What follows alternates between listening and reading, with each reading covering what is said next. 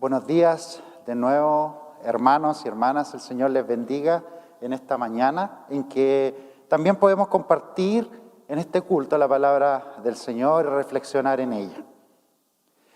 En estas últimas 2 semanas comenzamos una nueva unidad que tiene que ver con el crecimiento, con la madurez cristiana y que le llamamos a esta unidad Atrévete a crecer, que es un estudio sobre la epístola a los Efesios. Así que les desafiamos también todos como congregación a que estudiemos esta epístola todos juntos y podamos sacar toda esa riqueza que tiene la palabra de Dios para enseñarnos. Ahí hay una infografía que se está mostrando donde están todos los temas de estos meses donde vamos a ir profundizando en esto. Y también están algunos temas que nosotros relacionamos con la madurez y el crecimiento, que son doctrina, que tiene que ver con la enseñanza, por supuesto de Cristo en nuestras vidas, con los fundamentos de nuestra fe. Está la espiritualidad. Hoy de día vamos a hablar de la oración, así que tiene que ver con eso, cómo nos relacionamos mejor con el Señor. Tiene que ver con el carácter, cómo crecemos en carácter cristiano. Y esa unidad fue bastante larga, que ya la terminamos. Tuvimos 3 meses hablando del carácter cristiano. Y finalmente la misión, ¿qué es lo que hacemos nosotros en nuestras vidas? Así que les invitamos a que pidan esta infografía o que la bajen de nuestra página web y, por supuesto, seguir estos estudios que van a ser de mucha bendición para nuestra congregación. En ese sentido, hoy día vamos a hablar, ya les decía, de la oración. Orar por el crecimiento. Muchas veces nosotros oramos por muchas cosas, por nuestras peticiones, por interceder por otras personas, por las necesidades. Pero hoy día vamos a hablar específicamente de la oración por la maduración y por el crecimiento espiritual de los demás. Y, por supuesto, del de nosotros mismos. Habíamos hablado la semana pasada de Dios, de que todo comienza con Dios, en el sentido de un Dios con el que nos relacionamos. El Dios con el cual nosotros nos relacionamos es un Dios que es Padre, Hijo y Espíritu Santo, que nos da redención, que nos busca, que nos sella con su Espíritu Santo, que se sacrificó por nosotros para el perdón de nuestros pecados, pero que también sigue queriendo tener esta relación profunda con nosotros. Ese es el Dios al cual nosotros oramos, es un Dios tremendamente grande, que ni siquiera lo podemos imaginar. Yo les quería hacer este ejercicio, que hicieran este ejercicio conmigo en sus casas. Imagínense lo más grande que pudieran imaginar. Y aún así, Dios es más grande que eso. Dios creó todo lo que existe, las galaxias, el universo. Y es importante que nosotros entendamos que cuando oramos a ese Dios. Padre, el Padre de nosotros, Hijo que nos adopta cuando ponemos nuestra fe en Jesucristo, pero también nos sella con su Espíritu Santo. Esta es mi propiedad. Y en ese sentido, hoy día vamos a hablar un poquito de los versículos que siguen ahí en Efesios, que tienen que ver con la oración, esa relación profunda con el Señor. Yo te preguntaría, ¿cómo está esa relación con el Señor que tú tienes? ¿Cómo es? ¿Te comunicas todos los días con Él? ¿Estás pendiente de Él o solamente a veces? ¿Cómo es tu relación con el Señor? Y eso es importante porque fíjense que aquí el apóstol Pablo, lo primero que dice ahí en este pasaje es que él siempre cuando se acuerda de esta congregación, da gracias. Fíjense el versículo 15, que va a aparecer también ahí en pantalla, y fíjense que en ese versículo dice que él da gracias. ¿Y por qué? Porque esta congregación tiene fe en Jesucristo, pero también amor por los santos. Fíjense las dos características que Pablo reconoce en los Efesios. Importante, interesante lo que él reconoce en esta congregación. Yo me preguntaría, ¿qué es lo que sería lo que nos destaca a nosotros como característica? ¿Será esa fe en Jesucristo a toda prueba? ¿Será ese amor por los demás lo que nos caracteriza? Ese es nuestro desafío también. Pero por lo mismo, en ese sentido, Pablo también hace dos oraciones específicas ahí, en el versículo, si ustedes se fijan, vamos a leerlos con ustedes, que está en el versículo 17 y después el 18 y el 19. Porque el 17, si ustedes se fijan ahí, él dice que va a pedir por ello. Uno esperaría que va a pedir por sus necesidades, ¿no es cierto? Va a pedir quizás que Dios los libere del imperio romano, que les provea de ciertas cosas. Pero fíjense lo que dice Pablo a propósito de lo que él pide. Dice, yo pido que le dé espíritu de sabiduría y de revelación para que lo conozcan mejor. Se fijan lo que pide Pablo, ¿no? Pablo específicamente quiere que los efesios conozcan mejor a Dios. ¿Será ese tu intención y tu pasión de conocer mejor al Señor? Que nosotros unos por otros oremos en ese sentido para que ustedes que están ahí en sus hogares conozcan más profundamente al Señor y orar específicamente por las personas para que tengan ese espíritu de sabiduría de Dios, por supuesto, del Espíritu, de revelación, o sea, algo que proviene de Dios, que proviene de la palabra. Hoy día estábamos hablando de la Biblia como centro de nuestra fe también. Por supuesto, nuestro centro y fundamento es Cristo, pero en la palabra de Dios está ese contenido que Dios quiere que nosotros conozcamos de Él. Es eso, palabra, espíritu de sabiduría y de revelación. ¿Para qué? Para que le conozcan mejor. ¿Cómo es tu relación con el Señor? Fíjense que ahí conocimiento es más una idea que tiene que ver con lo relacional. Conocimiento ahí significa relación. No significa solo la parte intelectual. Cuando nosotros conocemos al Señor en el sentido bíblico, tiene que ver con relacionarnos con Él. En los versículos anteriores que hablábamos la semana pasada, tenía que ver con la adopción.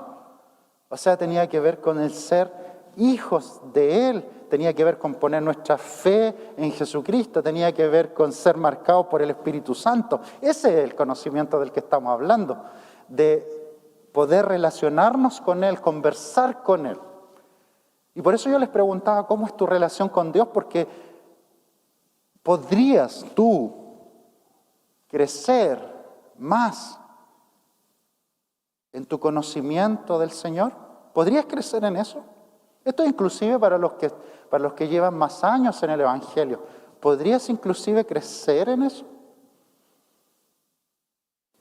Nosotros les pedimos al Señor, y esto oramos, eso yo espero que oremos esta misma oración hoy día. Le pedimos al Señor que les dé a ustedes espíritu de sabiduría, de revelación, para que le conozcan mejor. La segunda oración, fíjense que la segunda oración tiene que ver con que el Señor le ilumine, versículo 18, que van a ver ahí en pantalla, para que le ilumine los ojos del corazón. Le ilumine los ojos del corazón. Señor, por favor, ilumina nuestro corazón, ilumina los ojos del corazón. Fíjense que aquí corazón significa lo más profundo de nuestro ser. Eso significa, no es el corazón, en lo emocional, no es el órgano corazón, sino que tiene que ver con lo más profundo de nuestro ser. Eso es el corazón. Y el Señor, la idea aquí que le estamos pidiendo es que Él lo ilumine, pero lo ilumine con un sentido. ¿Y cuál es el sentido que queremos tener? ¿Y qué es lo que le estamos pidiendo? Le estamos pidiendo que Él nos haga ver la esperanza a la que hemos sido llamados. Primera parte. Que nos haga ver eso. ¿Cuál es la esperanza de nosotros? Fíjense que en un mundo que muchas veces está desesperanzado, que no tiene para dónde ir, que pierde el sentido sobre todo. Yo no sé si ustedes conocen personas así que no tienen sentido de su vida. Nosotros también, y también inclusive en medio de la pandemia, tenemos que recordar que tenemos una esperanza en Jesucristo. Que aquí de la esperanza que estamos hablando, de la esperanza del Evangelio, que tiene un sentido hacia adelante, que tiene futuro, que no es derrotista, que en algún momento vamos a estar en la presencia del Señor, que podemos tener una relación con Él estrecha. Nuestra esperanza es que Dios está con nosotros, si ponemos nuestra fe en Jesucristo, por supuesto. Que el Espíritu Santo nos llena, que Él nos provee, que Él nos levanta y nos da fuerza cuando lo necesitamos, que nos motiva a seguir adelante. La esperanza para que sepamos, iluminados los ojos del corazón, sepamos a qué esperanza hemos sido llamados. Pero también para que conozcamos cuál es la riqueza de la herencia. En el mismo versículo 18, cuáles son las riquezas de esa herencia entre los santos. Fíjense que este camino no se hace solo, lo hacemos con otras personas. La palabra santo ahí no significa los perfectitos, sino los que creen en Jesucristo, los que están en Jesucristo. Eso significa ahí. Pero por supuesto, tenemos una herencia ahí en Jesucristo. ¿Cuál es la mejor herencia que podríamos tener, hermanos, hermanas? ¿Cuál es la mejor herencia que podríamos tener? ¿Terrenos? ¿Casas? ¿Dinero? ¿Cuentas bancarias? ¿Joyas? Algunos podrían decir que sí. Eso es lo mejor, ¿no es cierto? Pero, ¿cuál es la mejor herencia real que podríamos tener? Fíjense que la misma palabra nos recuerda que no se hagan tesoros aquí en la tierra, lo que significa no que el Señor no bendiga, para que no se malentienda, el Señor bendice y bendice muchas veces con bienes materiales, pero ese no es el centro de la vida. ¿Por qué? Porque todo eso simplemente en algún momento se va a ir. Y el centro sigue siendo Jesucristo, sigue siendo nuestro Dios, Padre, Hijo y Espíritu Santo, con el cual podremos estar en su presencia y con fe en Él podremos vivir nuestra vida hacia el futuro. ¿Cuál es nuestra herencia, hermanos, hermanas? ¿Cuál es la herencia que le vamos a dejar a las nuevas generaciones? ¿Cuál es la herencia que tú le estás dejando a tus hijos? A tu hija, a tu familia. ¿Qué es lo que estás construyendo? La fe en Jesucristo es la más grande herencia que podríamos tener en nuestra vida. Como dicen por ahí, aleluya, ¿no es cierto? Versículo 19. Pero fíjense, también aquí tenemos algo más, iluminados los corazones para que sepan, pero algo más. Lo grandioso, lo tremendo, podríamos decir, que es el poder de Dios que actúa en favor de los que creen en Él. Poder, el poder de Dios. Nosotros no podemos decir que no tenemos un Dios poderoso. Imagínense que estamos diciendo que tenemos un Dios tremendamente grande, y aquí está diciendo que hay un Dios que además es poderoso y que tiene ese poder que inclusive levantó a Jesucristo de los muertos. ¿Cómo vivimos ese poder de Dios en nuestras vidas? ¿Creemos realmente que tenemos ese Dios poderoso? Fíjense que quería así decir un par de cosas. Esto no significa que nosotros vamos a andar armando guerras o haciéndole violencia a las personas porque nosotros tenemos ese poder de Dios. No, ese no es el poder del que estamos hablando.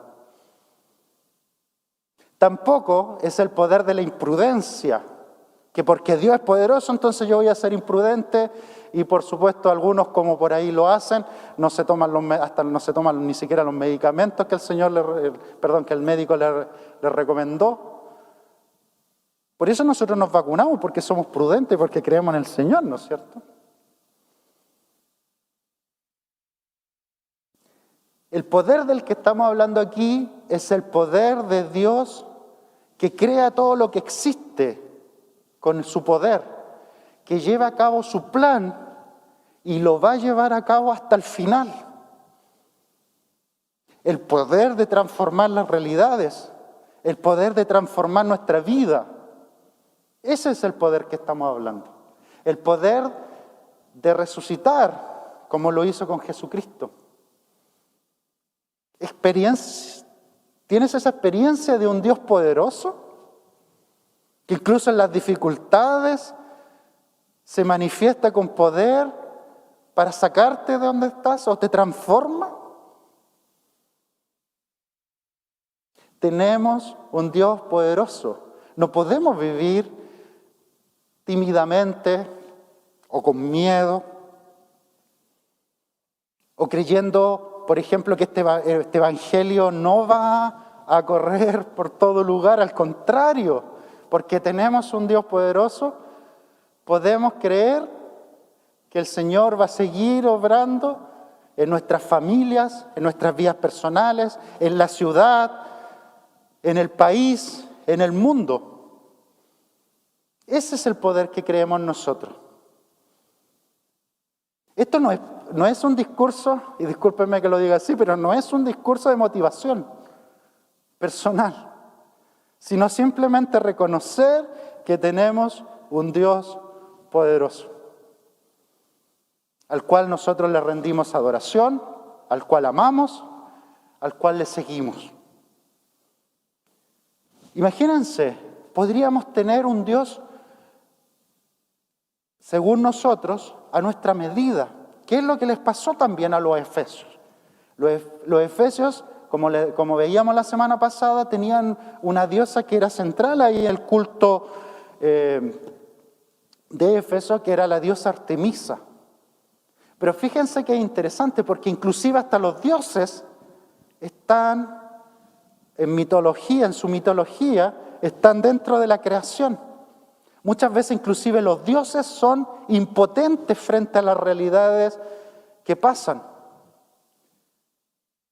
Por supuesto, para nosotros esos son mitos. Pero nosotros creemos en un Dios que creó todo eso. Nosotros podríamos, o los efesios en este caso, podrían pensar que el César era el ser humano más poderoso que había en el mundo, el César, el emperador. Pero lo que Pablo les recuerda a los efesios es que Cristo está sobre todas las cosas. Cristo está sobre todas las cosas. Él es el que es la cabeza, la autoridad sobre todo lo que existe. ¿Cómo es el Cristo al que tú adoras? ¿Cómo es el Cristo al que tú adoras? Fíjense que es importante reconocer la humanidad de Cristo, que Él estuvo con nosotros. Pero también es muy, muy central reconocer, como dice el texto que leímos hoy, que Él está sentado a la diestra del Padre. Él está sobre toda autoridad. Tremendo, ¿no? Sobre toda autoridad. Ya sean, uno podría decir, mira, ¿sabes que está complicado el tema político hoy día? O mira, tal persona tiene mucho poder, o tal movimiento tiene mucho poder. Nosotros creemos en alguien que está sobre todo eso, no sobre solo que tiene el poder, sino que está sobre todo eso. A ese Dios nosotros le adoramos, a ese Dios le oramos y queremos crecer. Fíjense que al final del texto habla de la iglesia, una iglesia que es el cuerpo de Cristo, donde Él es la cabeza. A veces se piensa que la iglesia es la institución, por ejemplo, el templo. Nosotros estamos ahora transmitiendo de nuestro templo y estamos agradecidos porque lo podemos hacer. Van a venir etapas donde vamos a poder también ir volviendo aquí y vamos a poder tener inclusive a muchos de ustedes con nosotros. Pero fíjense que la iglesia no es el templo. La iglesia no es la institución. Iglesia ahí significa, simplemente en el Nuevo Testamento, significa asamblea. O sea, asamblea de los que creen en Jesucristo. Esa es la iglesia. Todos nosotros, usted ahí en su hogar y nosotros aquí en el templo transmitiendo, ese es el cuerpo de Cristo. La familia de Dios. Y por eso es importante que nosotros entendamos que tenemos una misión también como familia de llevar este evangelio a otros. Y los que están ahí escuchando y que no se han unido a esta familia, le llamamos a que se unan también a esta familia. Nadie puede seguir a Jesucristo solo. Por eso es importante que siempre cuando hablamos de madurez, de crecimiento espiritual, es importante que entendamos que tenemos que hacerlo juntos, unidos, en un mismo espíritu. Y orando unos por otros, por el crecimiento espiritual, no solamente por nuestras necesidades, aunque es importante que oremos por nuestras necesidades, pero recordémonos unos a otros de orar por el crecimiento, orar para que Dios les dé espíritu de sabiduría y de revelación para que lo conozcan mejor, que le ilumine los ojos del corazón. ¿Para qué? Para que sepan a qué esperanza los han llamado, para que sepan las riquezas de su herencia que tienen con todos los santos, para que sepan cuál es el poder de Cristo que incluso actuó en Jesucristo cuando lo levantó de los muertos. Y entendiendo que Cristo mismo tiene el poder y fue exaltado a lo sumo por Dios. ¿Quién es tu Dios? ¿A qué Dios oras? ¿Te atreves, como nosotros, como el título de esta unidad, te atreves a crecer y a comprometerte con el crecimiento espiritual y a no quedarte ahí en la superficie, sino seguir adelante y madurar y que el Señor te transforme y que el Espíritu Santo te transforme?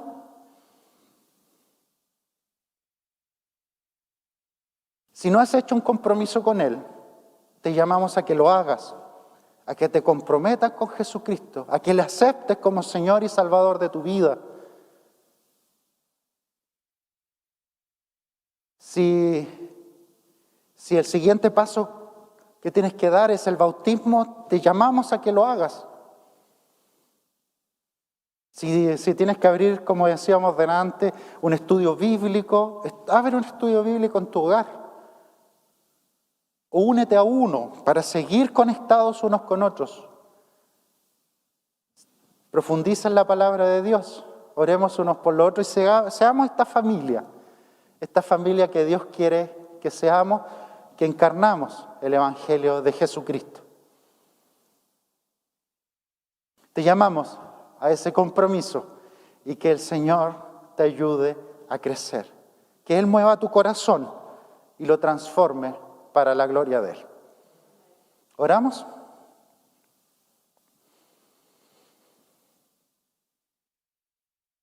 Señor, te agradecemos por tu palabra.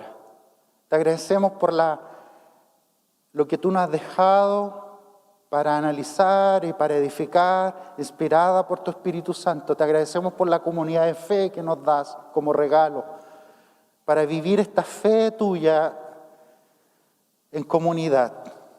Pedimos, Señor, que tú nos des espíritu de revelación, de sabiduría para conocerte mejor. Te pedimos que ilumines los ojos de nuestro corazón, de toda la congregación, de todos los que escuchen, que ilumines los ojos del corazón para saber a qué esperanza nos has llamado, para saber las riquezas grandiosas que tenemos en la herencia con todos los santos, para conocer mucho mejor cuán grande es tu poder.